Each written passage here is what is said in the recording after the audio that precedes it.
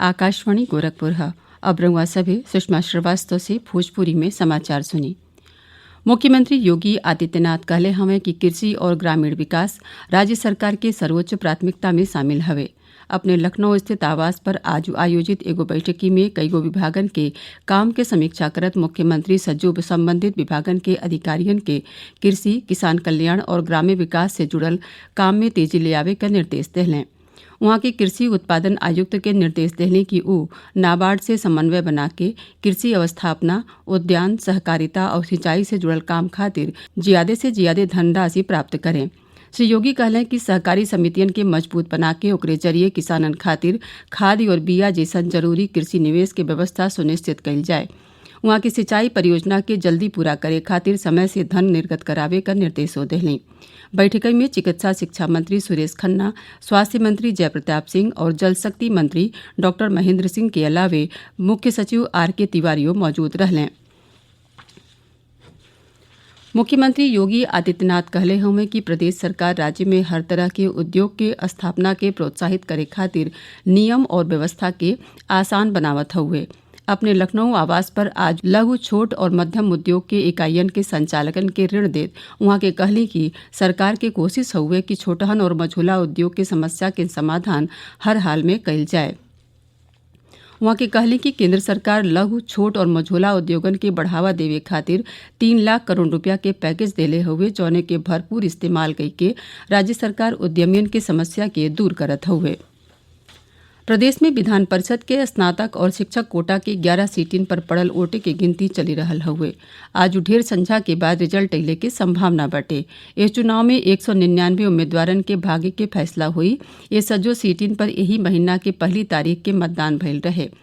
विधान परिषद के जौन 11 सीटिन बदे मतगणना हो रहल बाटे, ओमे से 5 खंड स्नातक और 6 सीट खंड शिक्षक क्षेत्र के हैं।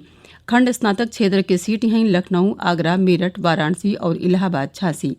शिक्षक क्षेत्र के सीट हैं लखनऊ, आगरा, मेरठ, वाराणसी, बरेली, मुरादाबाद और गोरखपुर, फैजाबाद क्षेत्र।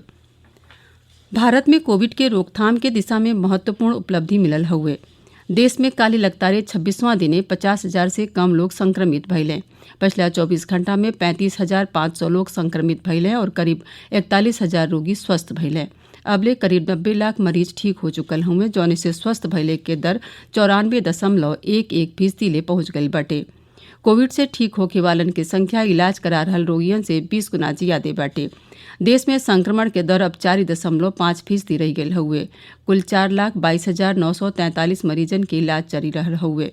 स्वास्थ्य मंत्रालय इहो कहले हुए कि मृत्यु के दर में कमी आयल बाटे और अब ई खाली 1.45% रह गई बाटे।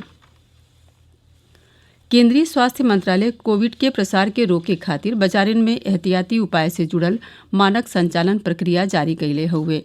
एकरे मुताबिक कोरोना क्षेत्र में बाजार बंद रही।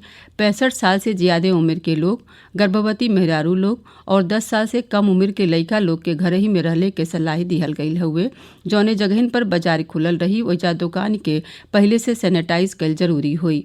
दुकान के प्रवेश द्वार पर सैनिटाइजरो रखल जरूरी हुई। दुकान के बहरे और भीतर कम से कम 6 फीट के दूरी खातिर निशान बनौले के सलाह दिहल गई हुए। आज अंतर्राष्ट्रीय दिव्यांगजन दिवस हुए। इस साल के थीम हवे कोविड-19 के बाद दिव्यांगजनों के लिए समावेशी, सुलभ और टिकाऊ दुनिया का निर्माण। आकाशवाणी के साथ ही विशेष बातचीत में अंतर्राष्ट्रीय श्रम संगठन के उपनिदेशक सतोशी सासाकी कहलें कि ई दिवस दिव्यांगजन के कठिनाई के दूर करे खातिर विश्व समुदाय के दृढ़ संकल्प के दिन हुए। उपराष्ट्रपति एम वेंकैया नायडू कहले हुए कि हमहन के दिव्यांगजन के प्रति सहानुभूति और आदर रखे के चाहिए। देश आज पूर्व राष्ट्रपति डॉक्टर राजेंद्र प्रसाद की जयंती पर उन्हें श्रद्धांजलि देते हुए ए मौका पर उपराष्ट्रपति एम वेंकैया नायडू कहलें कि डॉक्टर राजेंद्र प्रसाद दूरदर्शी नेता रहलें। वहां के देश के नीति बनौले में महत्वपूर्ण भूमिका निभौली। प्रधानमंत्री नरेंद्र मोदी कहलें कि स्वाधीनता संघर्ष और संविधान निर्माण में डॉक्टर राजेंद्र प्रसाद की भूमिका अतुलनीय रहल। सांसद लोग आज देश के पहला राष्ट्रपति डॉक्टर राजेंद्र प्रसाद के श्रद्धांजलि देहलें। एकरे साथ ही भोजपुरी समाचारन का ई बुलेटिन पूरा भइल। नमस्कार।